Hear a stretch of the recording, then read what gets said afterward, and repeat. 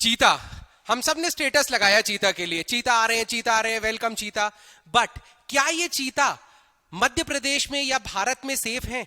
मैं इसका जवाब नहीं दूंगा, इसका जवाब बहुत सारे एक्सपर्ट्स ने दिया है। मेरा काम है उन एक्सपर्ट्स का जवाब आप तक पहुंचाना, क्योंकि ये एक ऐसा प्रोजेक्ट है जो भारत का पूरे ग्लोबल लेवल पे इमेज को बदल के रख सकता है। अगर हमने इन चीता को सरवाइव करवा लिया तो देश का एनवायरमेंट के पर्सपेक्टिव से बहुत बड़ा नाम हो जाएगा, और ये हम करने की कोशिश करेंगे, और मैं दिल से चाहता हूं ये चीज हो।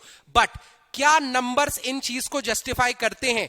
चलिए जानते हैं हम, क्या भारत में चीता खतरे में है? तो देखते हैं चीता कितने आने वाले हैं। पहली बात, एमपीपीएससी के हो आप लोग तो थोड़ा बहुत नंबर्स जान लो।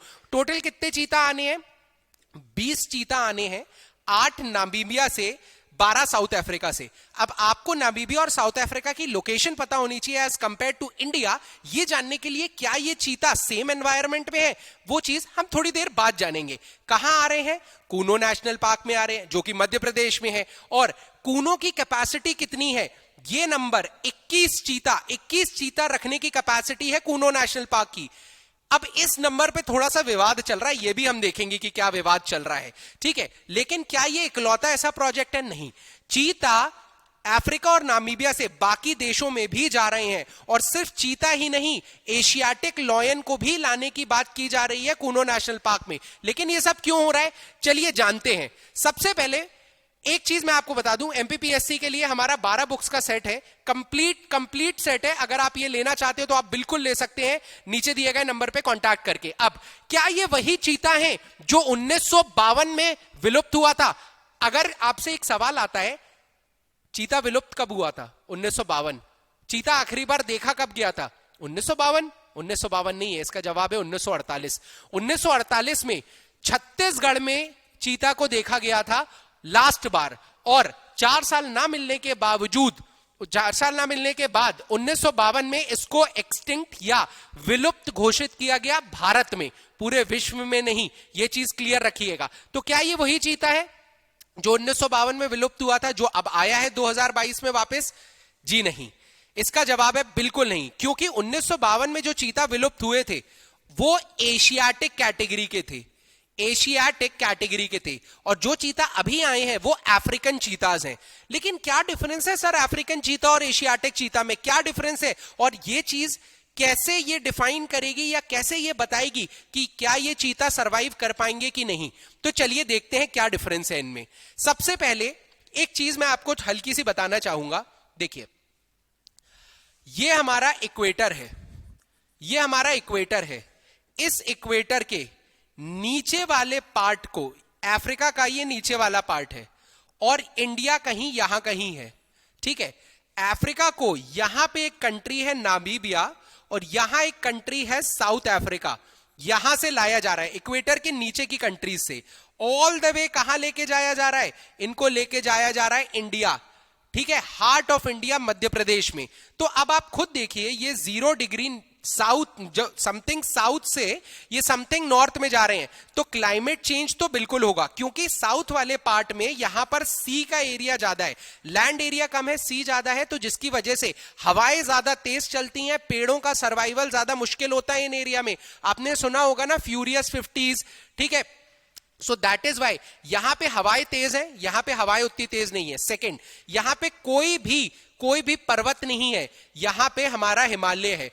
तो ये पूरी सिचुएशन को बदल के रख देता है, क्लाइमेट को बदल के रख देता है। लेकिन कूनो, हां, थोड़ा बहुत क्लाइमेट हम बोलेंगे सेम है, लेकिन आप ये 2 बड़ी चीजों को बिल्कुल ध्यान में रखिएगा। अब चलते हैं उनके साइज के ऊपर। तो एशियाटिक चीतों का साइज थोड़ा छोटा होता है, प्लस जो कूनो नेशनल पार्क या इंडिया का टेरेन है वो थोड़ा सा आप कह सकते हो पहाड़ वाला, प्लेटू वाला, प्लेन वाला, वैलीज वाला, ये मिक्सचर है। लेकिन जो अफ्रीका चीते हैं उनको ग्रासलैंड में रहने की आदत है। अफ्रीकन चीतों का आप देखोगे तेज दौड़ने के लिए आपको स्पेस चाहिए, वो आपको ग्रासलैंड्स में मिलता है। इंडिया में वो ग्रासलैंड्स उतने ज्यादा क्लीन नहीं है जितने अफ्रीका में है। सेकंड, इंडिया में पहली बार चीता आ रहा है, लोगों को ट्रेनिंग नहीं है। देखो, प्रोजेक्ट बहुत समय से चल रहा है, बट क्या लोगों की प्रॉपर ट्रेनिंग हुई है? क्या फॉरेस्ट ऑफिशियल्स की प्रॉपर ट्रेनिंग हुई है? कैसे इन चीतास को हैंडल करेंगे जब ये चीता वाइल्ड से बाहर निकल जाएंगे? इंडिया में एक बहुत बड़ी दिक्कत है, हमने देखा है चाहे एलिफेंट हो चाहे टाइगर हो, ह्यूमन एनिमल कॉन्फ्लिक्ट। क्या इस ह्यूमन एनिमल कॉन्फ्लिक्ट में चीता से कॉन्फ्लिक्ट होता है तो क्या गांव वाले तैयार हैं, क्या फॉरेस्ट ऑफिशियल्स तैयार हैं? इस पे एक बहुत बड़ा सवाल है। दूसरी चीज आती है, ये जो कंट्रीज हैं ये हल्की सी गर्म कंट्रीज हैं, जो नामीबिया और साउथ अफ्रीका है वो हल्की सी गर्म कंट्रीज है। लेकिन इंडिया की अगर हम बात करेंगे, इंडिया में कूनो नेशनल पार्क में टेम्परेचर डिफरेंस, गर्मियों में दिन का टेम्परेचर, सर्दियों में रात का टेम्परेचर, इसमें बहुत बड़ा डिफरेंस है और इसी के लिए हमारी बॉडी अडेप्ट करती है। एशियाटिक चीतों में फर ज्यादा होते थे तो दैट इज वाई इस टेम्परेचर को वो मैनेज कर पाते थे, लेकिन ऐसा अफ्रीकन चीतों के केस में तो नहीं है। तो क्या ठंड में इन अफ्रीकन चीतों को ज्यादा दिक्कत आने वाली है? ये कुछ सवाल हैं जो उठे हैं अफ्रीकन चीते वर्सेस एशियाटिक चीतों पे, और ये सवाल मैंने नहीं उठाए हैं, कुछ एक्सपर्ट्स ने उठाए हैं। तो चलिए जानते हैं। लेकिन क्या ये चीता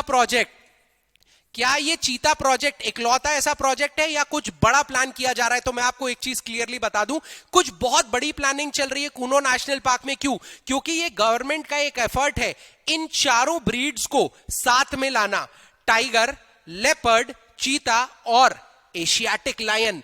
ये दोनों तो मौजूद थे पहले से, लेकिन अब चीता भी आ गए हैं और बहुत ही जल्दी अगर क्लियरेंस मिल गया तो ये एशियाटिक लाइन भी आ जाएंगे और कूनो नेशनल पार्क इकलौता ऐसा नेशनल पार्क बन जाएगा जहां पे चारों स्पीशीज साथ में एग्जिस्ट करती हैं। ये चारों स्पीशीज साथ में एग्जिस्ट करती थी पहले के समय में, तब बायोडाइवर्सिटी पे क्या इंपैक्ट होता था वो पढ़ा गया है, जो कि ये माना जाता है कि काफी अच्छा इंपैक्ट होता है। ये भी रीजन है इन चारों स्पीशीज को साथ में लाने का। अब एक्सपर्ट्स क्या कहते हैं? तो एक बहुत फेमस एक्सपर्ट है वाल्मीकि थापर जी, इनका सिंपल सा कहना है कि लोगों को चीता जू में देखने की आदत हो सकती है, जू में आप लाके रखते तो समझ में आता, लेकिन चीता को वाइल्ड में देखने की आदत भी नहीं है, और दूसरी बात उनको हैंडल करने का तो एक्सपीरियंस बिल्कुल भी नहीं है। और इन चीतों का नेचुरल हैबिटेट जो है वो ग्रासलैंड है, लेकिन ये जो हैबिटेट है ये एक तरीके से आर्टिफिशियल रीइंट्रोडक्शन है। अगर हमें सच में रीइंट्रोडक्शन ऑफ चीता करना होता तो हम एशियाटिक चीते लाते। ये तो सिर्फ इंट्रोडक्शन है क्योंकि पहली बार आ रहे हैं, रीइंट्रोडक्शन नहीं है। एक और बहुत फेमस आपका एनवायरमेंटलिस्ट है, उनका ये कहना है, रवि चेलाम का, कि यार देखो 100 किलोमीटर का एरिया लगता है, 100 किलोमीटर का एरिया लगता है एक चीता को 100 किलोमीटर का एरिया लगता है। कूनो नेशनल पार्क का area somewhere around 700 square kilometre है, ठीक है। एक 100 स्क्वायर किलोमीटर में एक 700 में कितने? सीसेट का सवाल है, 7 या 8, 10, 21 नंबर कैसे आया? आपने ये 21 नंबर कैसे लिया? ऑन एन एवरेज ये एरिया फिक्स्ड रहते हैं, 100 स्क्वायर किलोमीटर का एरिया अगर जरूरी है तो 21 नंबर आप कैसे दे सकते हैं? ये एक बहुत बड़ा सवाल है। चीता were always the symbol of royalty and now India instead of protecting wild life taking the chance of maintaining it's royalty.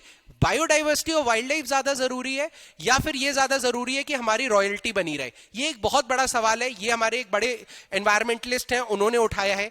इसी के साथ एक और बहुत बड़ा सवाल है, वेयर विल चीता रोम?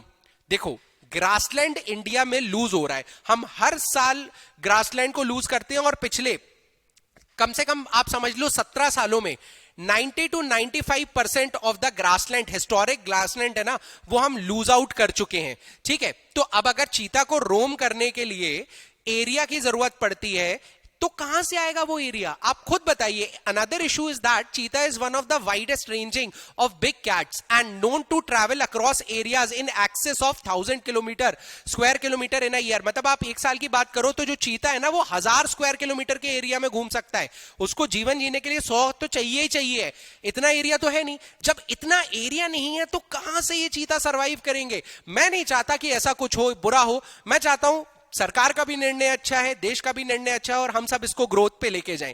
बट इन सवालों के जवाब मिलना शायद बहुत नेसेसरी है। आपको कमेंट सेक्शन में ये चीज बतानी है कि आपको क्या लगता है, क्या ये फैक्ट्स गलत हैं, क्या डिसीजन गलत है, क्या डिसीजन सही है, और एग्जाम ओरिजिनल्स आपको कैसा लगता है। Thank you and all the best. Let us meet in the next lecture.